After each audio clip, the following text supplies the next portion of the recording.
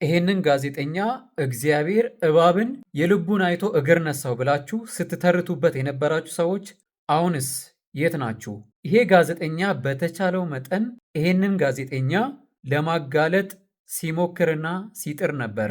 በጣም ተገቢ የሆኑ ጥያቄዎችን እያነሳ ማስረጃ እያቀረበ እንደዚህ ብለሃል፣ እንደዚህ አድርገሃል ምናምን እያለ ሊያጋልጠው የቻለውን ሁሉ አድርጎ ነበረ።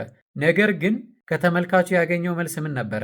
ይሄ ክፉ ጋዜጠኛ፣ ይሄ ሽባ፣ ይሄ እባብ፣ ብቻ ሰውየው ያደረገውን ነገር ትተው እግዚአብሔር በፈጠረው እግዚአብሔር ባደረገው አካሉ ላይ ሲያላግጡበት ሲቀልዱበት ነበረ።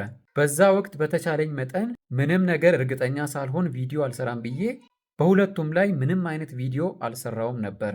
ምክንያቱም ያኔ የመጀመሪያ ጊዜ ስለሆነ ማንጋ እውነት እንዳለ ማንጋ እውነት እንደሌለ ማወቅ ስለማይቻል ነገሩን በደንብ ጥርት ተደርጎ ስላልተወራ ስላልታየ ምንም አላልኩም ነበረ። አሁን ግን ነገሩ ግልጽ ስለሆነ ለዚህ ጋዜጠኛ ያኔ ስትሰድቡት ያኔ ስትራገሙ የነበራችሁ ሰዎች ይቅርታችሁን ልትሰጡት ይገባል። በነገራችን ላይ የትኛውም ጋዜጠኛ ይሁን የትኛውም ሰው ይሁን የሆነ ነገር ሲሰራ የሆነ ነገር ሲያደርግ የምትራገሙ የምትሳደቡ፣ በቃ አልባሌ ነገር የምትናገሩ፣ በተለይ ደግሞ እግዚአብሔር በፈጠረው አካል ላይ የምትቀልዱ ሰዎች ራሳችሁን ብትመለከቱ ይሻላል።